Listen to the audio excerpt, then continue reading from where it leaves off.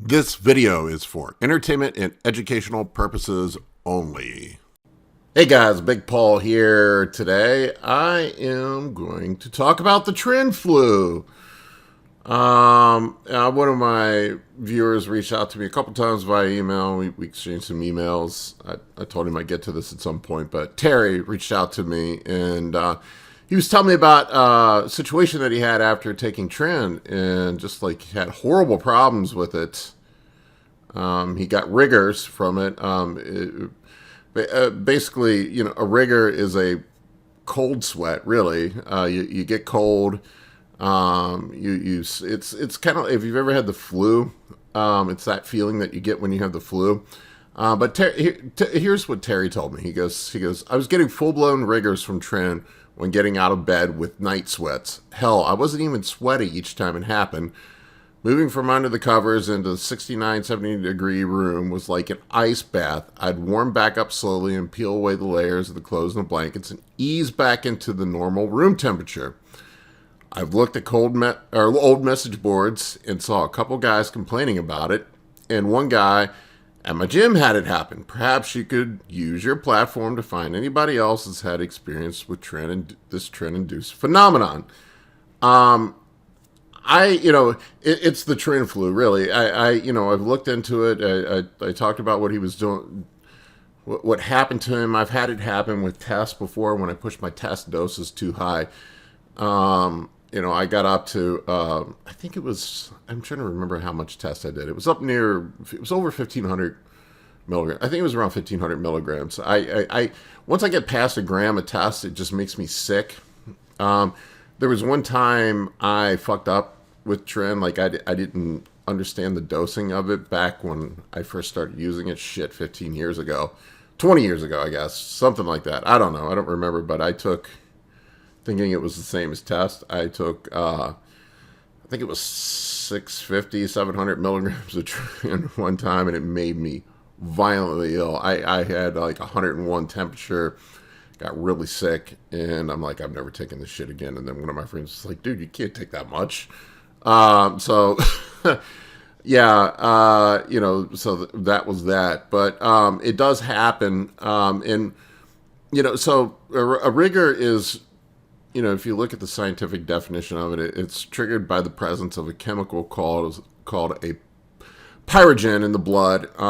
It basically turns the body's thermostat setting up, tells the body aim for a higher temperature target, and pyrogens are an immune response to certain biological triggers, usually bacteria.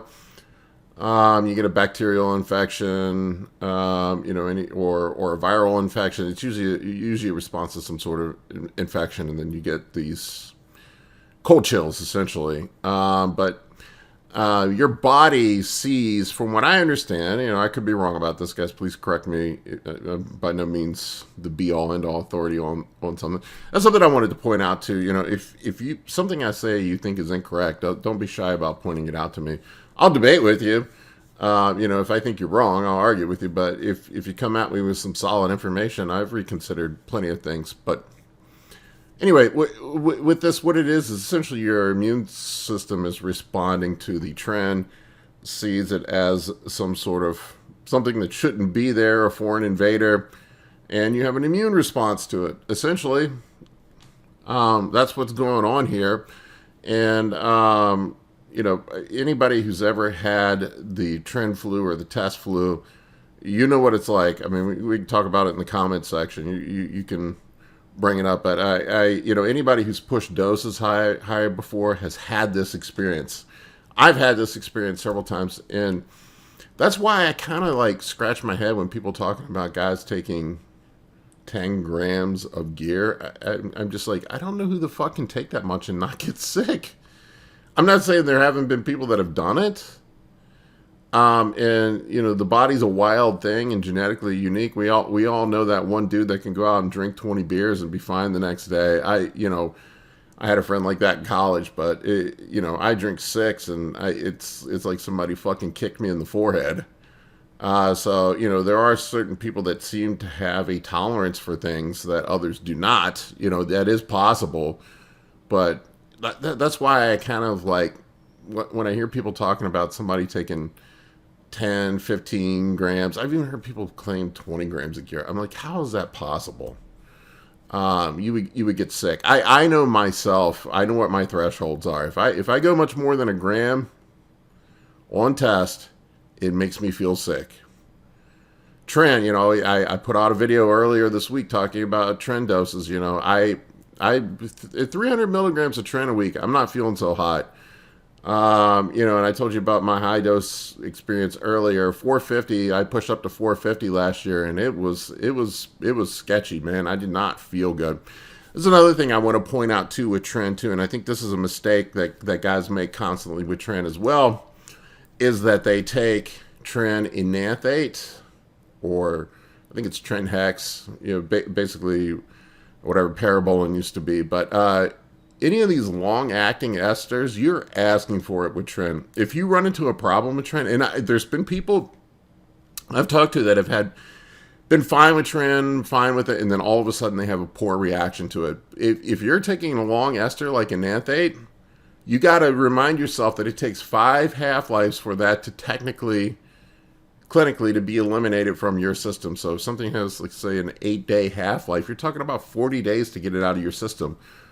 Whereas with the acetate ester, you're talking about a little over a week to clear it out of your system. So if you run into problems, you have an immune response like this, and you need to get things straight, with Tren Ace, you've got some leeway to make quick adjustments and get yourself out of trouble, especially if you're on contest prep, which is when we take Tren usually, and you get yourself into a fucked situation where you feel sick as a dog. You don't want to get on the stage feeling like that.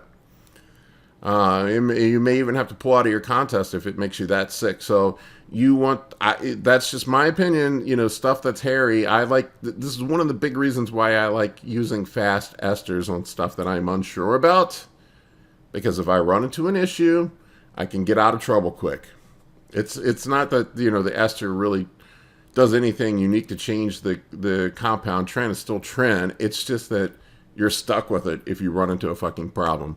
So if you get the Tren flu and you're taking Tren enanthate, you're going to be dealing with it for a while. So Tren Ace, my friends, Tren Ace is the way to go. And save the Tren for contest prep. But Tren flu is a real thing. I've experienced it before. It sucks. If you've had an experience like Terry, let's talk about it in the comment section below. I'd love to hear your experiences with Tren. I would say, Terry said he had this reaction to it multiple times. From what I understood from Terry, it was like he always responds to it this way. Then just don't take Tren again. That's the answer. Guys are asking, what can I do if I respond like this? Well, you could try low doses and see if you don't have an issue, but maybe your immune system just doesn't like it. Some people just can't take certain things, and don't try to jam the round peg into the square hole.